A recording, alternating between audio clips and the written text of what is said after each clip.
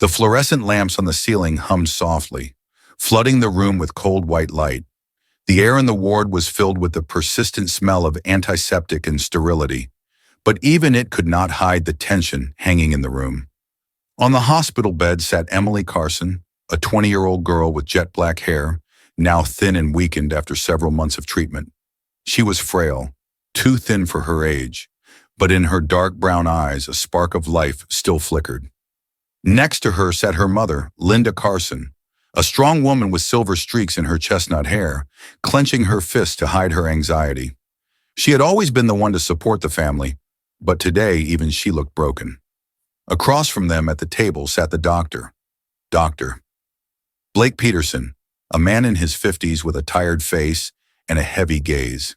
He held Emily's medical chart in his hands, his fingers nervously touching the edge of the paper. A crushing silence hung in the room. Emily already knew what was coming.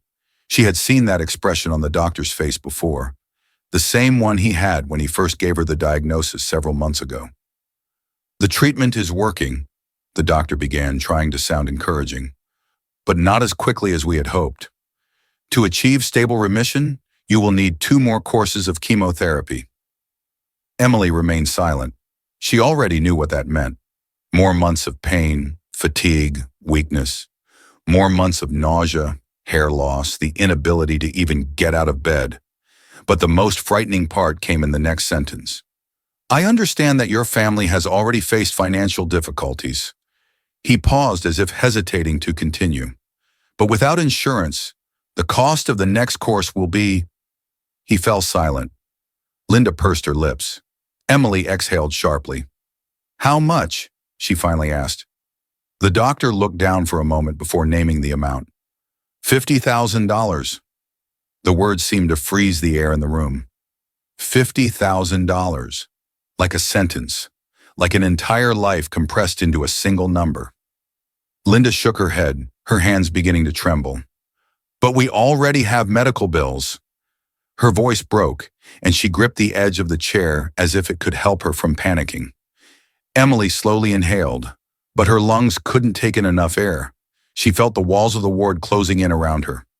"Can we apply for additional assistance? Maybe a fund? A grant?" Linda began, but the doctor shook his head. "Unfortunately, the assistance program has been exhausted. I know how hard this is for you to hear, but—" Emily was no longer listening. She looked out the window at the serene blue sky beyond the glass and thought about how unfair it all was. Her parents had worked all their lives. Her father had died when she was 10, leaving her mother to care for her and her younger brother Liam. They were not rich, but they always tried to support each other. And now, after everything they had been through, her family was once again on the brink of disaster. "What choice do we have?" Emily's voice was soft but firm. The doctor sighed. "I don't want to tell you what to do, but if the treatment is interrupted, the likelihood of recurrence increases significantly." It was not a choice. It was a sentence. Linda said nothing as they drove home. Tears welled up in her eyes, but she held them back. Emily looked out the window, beyond which the streets of New York flashed by. The city lived its life, unaware that for her, this day could be the last chance. At home, in their small 2-room apartment, it was as quiet as in the car. Liam sat on the couch, his laptop open, but he wasn't even pretending to work. He looked at his mother, then at his sister, and frowned. "Bad news?" Linda heavily sat down in the chair. $50,000, Liam." Her voice was hoarse. The young man ran a hand through his hair. "We can't afford it." "I know." Emily felt her throat tighten. She couldn't allow herself to be the reason her family faced bankruptcy. She had already taken so much from them, their peace, their money, their quiet life. She couldn't ask for more, but she wasn't going to die either. That night, Emily couldn't sleep. She lay in bed, her breathing shallow, her thoughts a storm in her head. She thought about everything she used to do. What did she have left? What was she capable of? And then the answer flashed in her mind like a lightning bolt. Article. Ever since she was a child, drawing had been her refuge.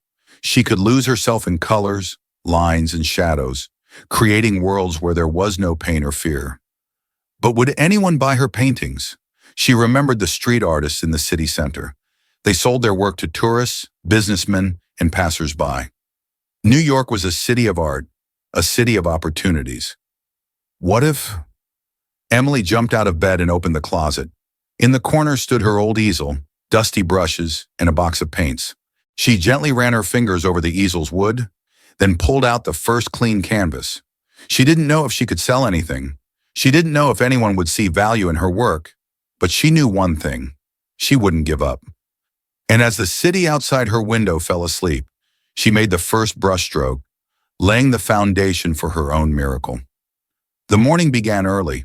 With the first rays of the sun, Emily was already on her feet. She had spent a sleepless night, but now a strange mix of excitement and fear bubbled within her. She had no idea if her plan would work, but it was her only chance.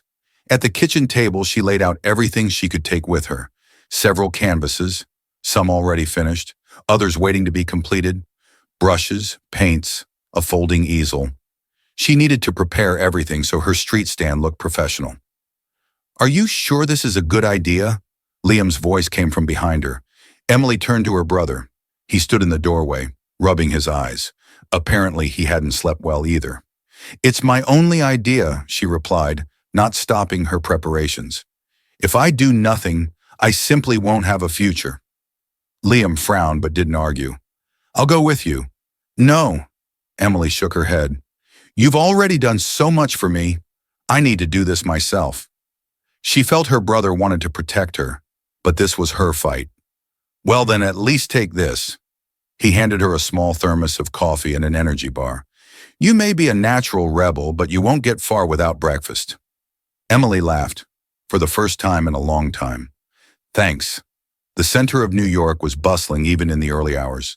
Street musicians took their usual spots, cafes began to fill with early customers, and office workers hurried about their business. Emily chose a small square near a cafe where people often passed by. She set up her easel, carefully arranged the canvases on a folding table, and placed a small homemade sign next to them. "Original art, help me pay for cancer treatment." She looked at it for a long time before finding the courage to put it in a visible place. A crowd flowed past her. People glanced at the paintings, but no one stopped. Emily tried to keep a smile on her face, but after an hour with no sales, her confidence wavered. The first woman who stopped at her stand was wearing a blue jacket. She leaned in, examining one of the paintings, an image of the city at night with blurred car lights.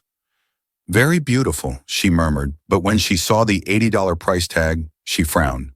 "Oh, sorry, too expensive." She left. Next was a man in an expensive suit. He didn't even look at the canvases. His attention was drawn to the sign. He pursed his lips, shook his head, and walked away without saying a word. Emily felt a pang of resentment. Did people only see pity in her? She was already starting to lose hope when an elderly couple approached her stand. The woman, silver-haired but elegant, ran her fingers along the edge of the canvas. It was a painting Emily loved the most, a warm landscape with fields fading into a sunset. "Did you paint this yourself?" she asked with a gentle smile. "Yes." "How much is it?" $80. The woman looked at her husband. He nodded. "We'll take it." Emily froze. Her first sale. She couldn't believe it when the woman took out her wallet and handed her neatly folded bills. "Thank you," Emily whispered, wrapping the painting in paper. When they left, her heart was still racing. She had just earned her first $80. It was a tiny step, but it meant everything. By noon, she had made a few sales, but not as many as she had hoped. A man in a leather jacket passing by sneered contemptuously. "Real art isn't bought. Make prints, sell them on TikTok." Emily clenched her fists. "I don't need advice. I need to fight." He shrugged and walked away. Emily forced herself not to react, but doubts began to creep into her mind. What if he was right? What if no one bought her paintings? By the end of the day, she had only made 3 sales. Emily felt broken. Her body ached from exhaustion, and the heat pressed down on her, causing dizziness. But then a chance appeared. A young woman with a press badge on her bag approached her stand. "Did you paint this yourself?" Emily nodded. The journalist smiled. "I run an art blog. Can I take pictures of your work?" Emily blinked. "Are you serious?" The woman began taking photos. What's your story? Emily took a deep breath and told her everything. The journalist nodded. I'll write about you. People need to hear this. Emily didn't think much of it, but the next morning, everything changed. When Emily returned to her spot, her stand was no longer empty. People were stopping. They weren't just looking, they were buying. A young couple bought 2 paintings. A woman in a business suit examined one of the works for a long time, and then, without haggling, handed over the money. Within a few hours, Emily had sold more than the entire previous day. She took out her phone, and her breath caught. Fighting for art. Girl paints her way to chemotherapy.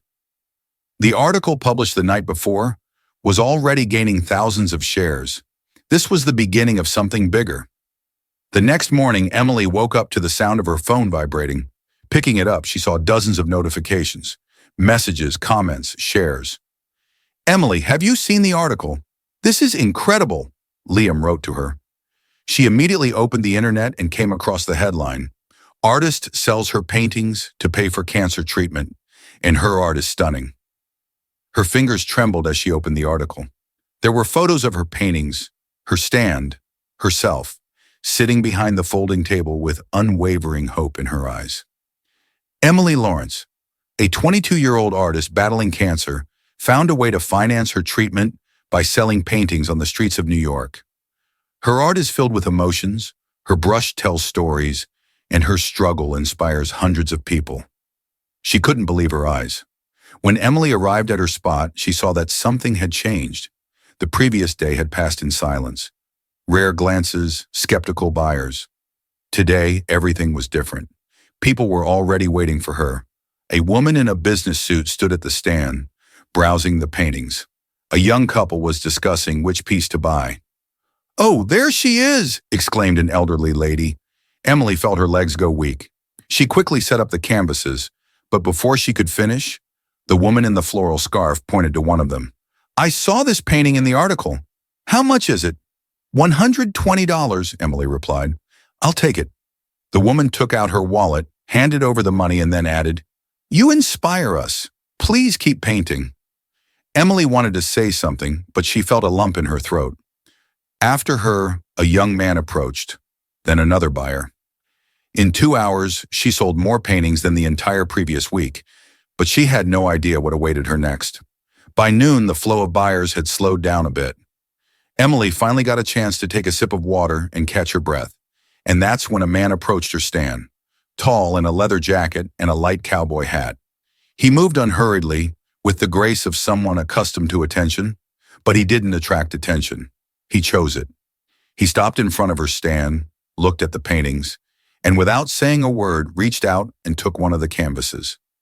It was a desert landscape, in black and white, with a lone cowboy figure on the horizon. The man smiled slightly and nodded. "Good work," he said, his voice low, calm, with a slight rasp. Emily swallowed. "Thank you. Did you paint this yourself?" She nodded. The man looked at the painting as if there was something in it that only he understood. "How much?"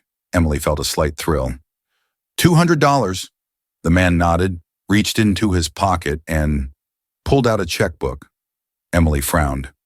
Who even uses checks anymore? He carefully wrote out the amount, tore off the check, and handed it to her. She took it, looked down, and froze. $50,000. Her breath caught in her throat. I think there's been a mistake," she muttered. The man chuckled. "No mistake. It's a great painting. Worth every penny." She still couldn't believe it. "But why?" The man slightly tipped his hat, and then Emily recognized him. Clint Eastwood. Hollywood legend. A man whose films her father had adored, whose quotes had echoed in her mind since childhood. Her mouth opened, but words stuck in her throat. "It's you." He nodded slightly, as if it didn't matter. "Keep painting, kid. You're good." With those words, he took the painting, turned, and walked away. And Emily's world would never be the same. For the first few seconds, she stood frozen, still clutching the check in her hands. And then someone whispered, "Wait, was that Clint Eastwood?" The whisper turned into a murmur. He just bought a painting? For how much? Look at her face. What does it say? As Emily tried to grasp what was happening, someone next to her was already peeking at her hands. Oh my God, $50,000? The crowd gasped.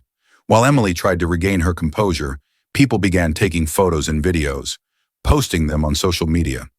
This is just unbelievable. What just happened? As Emily tried to collect herself, a frenzy erupted around her stand. By evening, her phone was buzzing with notifications. Twitter, Facebook, Instagram. Her feed was flooded with the news. Clint Eastwood buys young artist's painting for $50,000. Her life changes forever. Photos, videos, interviews. Her story spread across the internet like wildfire. And a few hours later, she received a message from a major gallery in New York. Emily, we would like to feature your work in our gallery. Please contact us. She pressed the phone to her chest, unable to believe what was happening. She now had a chance to win. The next morning, Emily's phone was buzzing with notifications, 50 missed calls, 132 messages, an endless stream of social media notifications. With trembling fingers, she opened Twitter. Her name was trending. The article about her had spread across news sites, but the main thing, the video of Clint Eastwood buying her painting for $50,000 had gone viral. Millions of views, hundreds of thousands of likes and shares. When a Hollywood legend sees your talent, that means something. A true Clint Eastwood move, show up, see, change someone's life. Does anyone know how to contact her? I want to buy a painting. Emily scrolled through the comments, her heart pounding. This can't be real, she whispered, but then she looked at the check still lying on her bedside table. Real. It was real, and it was only the first step. When Emily arrived at her stand, she barely recognized the place. A crowd. Dozens of people stood waiting, taking photos of the empty spot where she usually set up her paintings. As soon as she appeared, a murmur spread. There she is! Emily, can I have your autograph? Are you selling more paintings? We want to buy. She felt her legs go weak. Just yesterday, her stand was unnoticed. Today, it was the center of attention for the entire city.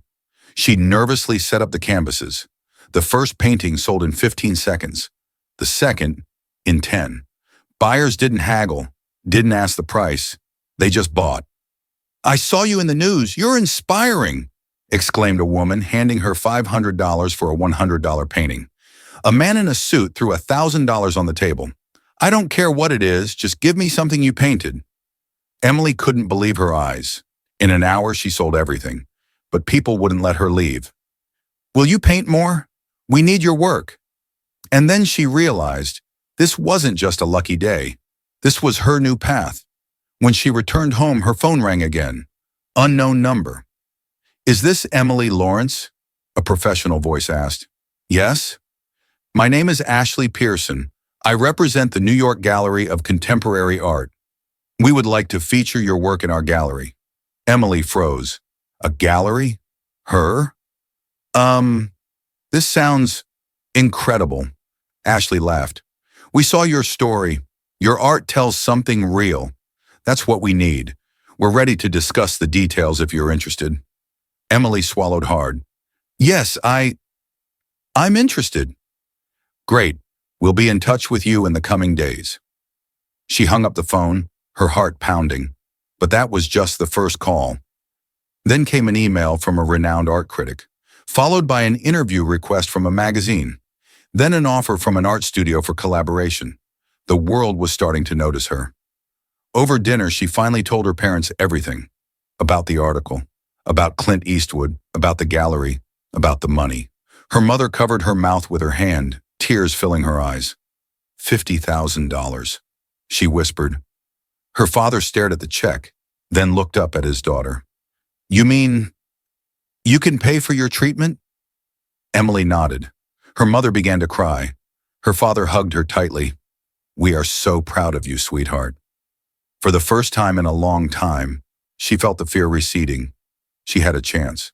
2 days later, she stood in front of a large glass building, Pearson Gallery, one of the most prestigious in New York. Inside, the atmosphere was filled with art, soft light, paintings on the walls, the scent of expensive paints. Ashley Pearson, a tall woman in a formal dress, smiled at her. "It's great to finally meet you in person, Emily." She led her into a spacious office where photos of Emily's work were already laid out on the table. "We want to organize a solo exhibition. Your paintings tell a story, and the world wants to hear it." Emily felt her heart about to leap out of her chest. "But I don't have that many works." Ashley nodded. "You'll have time, and now you have the opportunity." She handed her a contract. Emily took it in her hands, her fingers trembling. She looked at the text, then at the woman in front of her. This was the moment that would change her destiny. She took a pen and signed. That evening back home, she looked at the blank canvas for a long time. Once it had been her salvation. Now it was her future. She picked up a brush, took a deep breath. The first stroke. Now she knew that everything would be different. Just as Emily's life began to improve, the past, as it often does, came knocking at her door. She sat in her tiny studio, immersed in work on a new series of paintings, when her phone vibrated with a message from an unknown number. "I know who you really are. You can't escape your past." Emily froze, her heart tightening. She reread the message several times. What did this mean? She tried to ignore the troubling thoughts, but the words burrowed into her consciousness. Someone knew what she had tried to forget, what she had hidden even from herself. But she didn't have time to deal with it now. Her solo exhibition at the New York Gallery was approaching, and the works had to be perfect. She practically didn't sleep, locking herself in the studio for days on end, forgetting to eat. The paintings became her confession. Every brushstroke, her fears, her pain, her hopes. One painting particularly troubled her. The silhouette of a man in the shadows, his face blurred, like a ghost. She didn't remember when she started painting it, but the painting seemed to tell her, "You can't hide from me." On the night before the exhibition, she couldn't sleep. Her fear haunted her. What if all this was a mistake? What if people didn't understand her work? She thought about who she was just a few months ago, a girl trying to sell her paintings on the street. Now she stood on the threshold of something big, but was it deserved? She looked at herself in the mirror. In her eyes reflected uncertainty. "You're just a fluke," whispered a voice in her head. She closed her eyes. This is not a fluke. I fought for this." But one thought wouldn't leave her. Who sent that message? On the day of the exhibition, the studio was filled with bustle. Curators, gallery staff, journalists. But among them was someone she didn't expect to see. Daniel, the man who had once been her life, the man who disappeared when she needed him most. "I knew I'd find you, Em," he said, his voice both warm and cold. She froze. 3 years. 3 years since he left her. "What are you doing here?" Her voice was tense. He shrugged. "I saw your name in the news. You've changed." Emily clenched her fists. "You had no right to just show up like this." Daniel smirked. "I know, and yet here I am. Aren't you glad to see me?" She didn't answer, because inside her, two feelings clashed. Anger and something else she didn't want to admit. In the evening, when the exhibition was in full swing, Daniel approached one of her paintings. That very one. The silhouette of a man in the shadows. He looked at it, then at her. "That's me, right?" She didn't answer, but they both knew the truth. He took a deep breath. "You hid this for so long, but it seems you still remember." Emily felt her heart pounding. All these years she had tried to forget. But art doesn't lie. It pulls the truth out. And at that moment she realized this wasn't just her past. It was a part of her, and now she had to face it. Emily stood before her painting, her fingers trembling slightly. The hall was filled with people, but time seemed to slow down. Daniel looked at her, his gaze piercing, penetrating the carefully constructed wall she had built. "You hid this for so long, but it seems you still remember." His voice echoed in her head. Who was he to her? Love? Betrayal? A reminder of what she had tried to leave behind? The painting she had created unconsciously now seemed to her the most honest of all. She turned her gaze to the guests who were chatting among themselves, admiring her work. None of them knew that at that very moment, a storm was raging in her soul. What should she do? Pretend nothing happened? Or finally accept her truth? As the crowd thinned a bit, Daniel approached her. "You always knew how to hide behind your art, Em." She looked at him, her voice cold. And you always knew how to disappear at the right moment. He bitterly smiled. Do you think it was easy for me? I tried. No, Daniel, you didn't try. You left. The words came out harsher than she expected, but she didn't regret them. He looked down. I was a coward. I didn't know how to stay when everything was falling apart. Emily gritted her teeth. And now you've decided to come back when things are finally looking up for me. I didn't come to ruin your life, Emily. I came because I had to. She frowned. What do you mean? He looked at her, and in his eyes was something that made her heart skip a beat. You don't know the whole truth. She tensed. What truth are you talking about? Daniel took a deep breath, as if gathering his courage. About your family, about who you really are. She felt a chill run through her. Are you saying that? Your father. He wasn't who you thought he was. She stepped back. Number, I don't want to hear this. Daniel didn't back down. You have to, because it's connected to why I left. She clenched her jaw. You left because you were scared. Daniel shook his head. I was scared for you, Emily. His voice broke. I found out something that should have stayed in the past, but it always hung over me, and now it's found you. She shook her head. I don't understand. He closed his eyes for a moment, then looked at her. Your father wasn't just a businessman. He was involved with dangerous people, and those people don't forget their debts. Emily felt her world crumbling around her. That's a lie. If it were a lie, I wouldn't have been hiding for so many years. I was trying to protect you. She didn't know what to say. Everything she knew about her life suddenly seemed fragile, unreliable. She could have turned away, said it wasn't her business, but something inside her told her. He was telling the truth, and the truth always finds a way to surface. What do I do now? She whispered. Daniel looked at her. It's up to you, but now you know the truth, and you need to decide whether you'll live with it or run away again. Emily took a deep breath. She wasn't going to run anymore.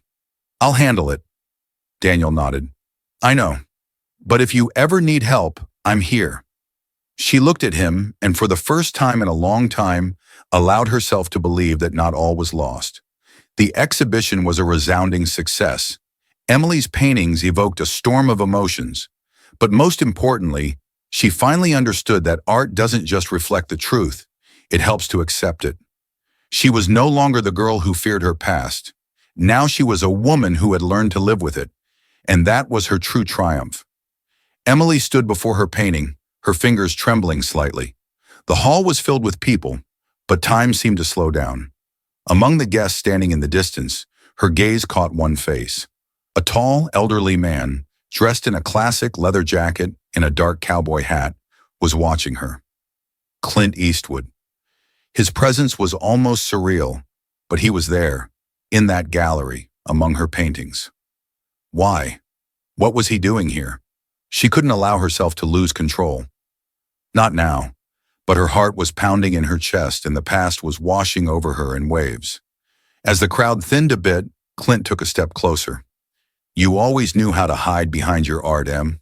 She looked at him, her voice steady but with a challenge in her eyes. And you always knew how to appear at the most unexpected moments. He smirked, his gaze as piercing as she remembered. You're doing well. You think so? Clint didn't flinch. I didn't come to judge. I came because I had to. Her breath caught in her throat. What do you mean? He looked at her, and in his eyes was something that made her heart skip a beat. You don't know the whole truth, Emily tensed. What truth are you talking about? Clint took a deep breath, as if gathering his courage. About your family, about who you really are. She felt a chill run through her. Are you saying that your father, he wasn't who you thought he was? She stepped back. Number, I don't want to hear this. Clint didn't back down. You have to, because it's connected to why I'm here.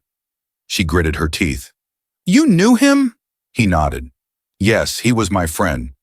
But that's not all. Emily looked at him, her mind racing to piece together the fragments. Go on. Clint looked at her intently, his voice softer but firmer. Your father left something for you, but you need to be ready to accept it. She could have turned away, said it wasn't her business. But something inside her told her he was telling the truth, and the truth always finds a way to surface. "What do I do now?" she whispered. Clint looked at her as if seeing more in her than she saw in herself. "You already know the answer, Emily. You've always known." She took a deep breath. She wasn't going to run anymore. "I'll handle it." He nodded, a slight smile playing on his lips. "I know the exhibition was a resounding success. Emily's paintings evoked a storm of emotions, but most importantly, she finally understood that art doesn't just reflect the truth, it helps to accept it. She was no longer the girl who feared her past. Now she was a woman who had learned to live with it. And when the gallery emptied and the last painting was sold, she approached Clint. "You changed my life once." He smirked. "You changed it yourself, Em. I just reminded you who you are." She smiled for the first time in a long time, feeling truly free. This was her new beginning,